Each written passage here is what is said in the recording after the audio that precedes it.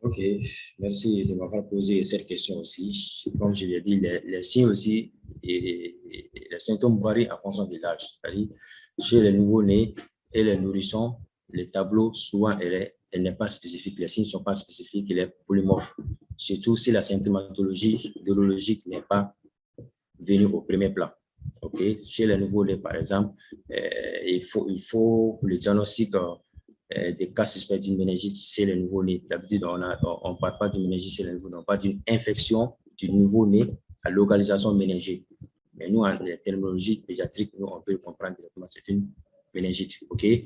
Donc, il faut penser à une méningite chez le nouveau-né s'il refuse de téter. Un nouveau-né qui refuse de téter, donc qui a une forte fièvre, donc les fontanelles sont bombées, donc les regards, il y a fixé des regards, et puis nouveau-né vomit, il y a un vomissement à jet. OK?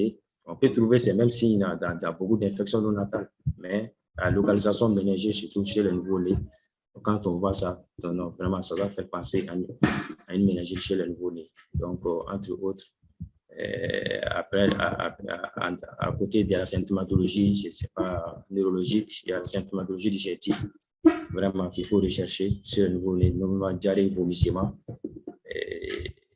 associé à une fièvre, avec fontanelle très bombée, avec les regards, les spécificités des regards et refus de tétés. Vraiment, ça doit craindre, ça doit entraîner une prise en charge rapide de cet enfant pour éliminer, je ne sais pas, une méningite ou pour prévenir des complications.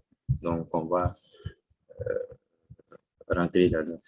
Mais par rapport aux nourrissons, comme je l'ai dit, le tableau est toujours pour MOF si la symptomatologie digestive vient en premier plan, c'est-à-dire diarrhée, vomissement, plus fièvre. Souvent, il faut penser à une méningite chez les nourrissons. Les nourrissons, c'est-à-dire à partir de 1 mois jusqu'à 3 ans. Notre terminologie chez les nouveaux-nés, c'est de 0 à 28 jours. Ça, c'est les nouveaux-nés. Mais les nourrissons, à partir de 30 jours, voilà, jusqu'à 2 ans dans certaines pratiques anglophones et pas jusqu'à 3 ans.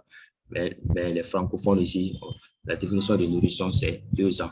Donc, un nourrisson de 0 à 2 ans, vraiment, qui a d'abord une fièvre, une forte fièvre, OK?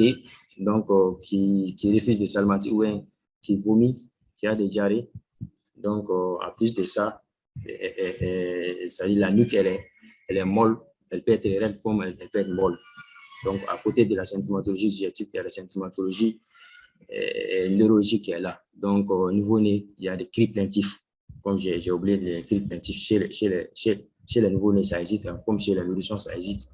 Donc, ça dit, les céphalées, les maux de tête traduisent souvent les cris plaintifs chez les enfants. Comme les enfants ne peuvent pas parler, donc, il se traduit par des cris plaintifs. Ça veut dire qu'il y a hypersthésie cutanée. Quand tu touches à l'enfant seulement, il crie. Quand il crie. Dans notre terminologie, en Bambara, excusez-moi le terme, mais ça traduit hypersthésie cutanée chez les nouveau-nés, comme ça peut se voir chez les nourrissons. OK?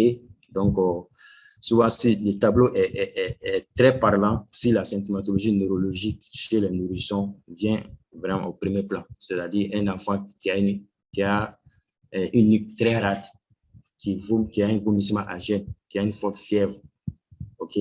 Donc, et souvent, qui a peur de la lumière. Chaque fois qu'il y a la lumière, ça s'entraîne un cri chez cet enfant. Et dès qu'on le touche, il pleure. Il y a l'hypersthésie cutanée, il y a les céphalées, les cris intenses qui est là. Donc, céphalée, ça peut aller jusqu'à prostration. L'enfant ne peut pas se tenir debout. Nourrisson, quand tu le prends, il ne peut pas se tenir debout. Donc, la nuque est très raide, il y a vomissement, il y a diarrhée, il y a fièvre. Avec symptomatologie neurologique, on doit passer à une méningite.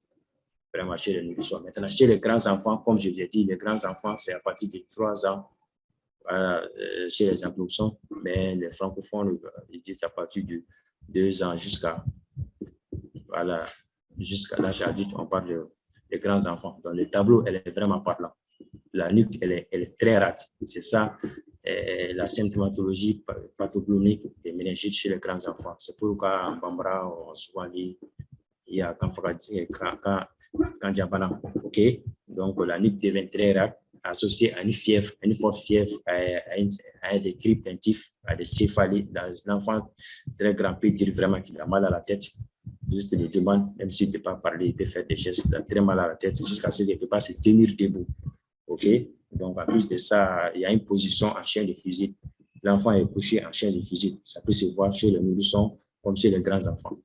OK? Donc, les tableaux, il n'y a pas de signes spécifiques. Les signes varient en fonction de l'âge et voilà, entre autres, les différents signes qui doivent nous faire penser à une méningite et à une prise en charge rapide.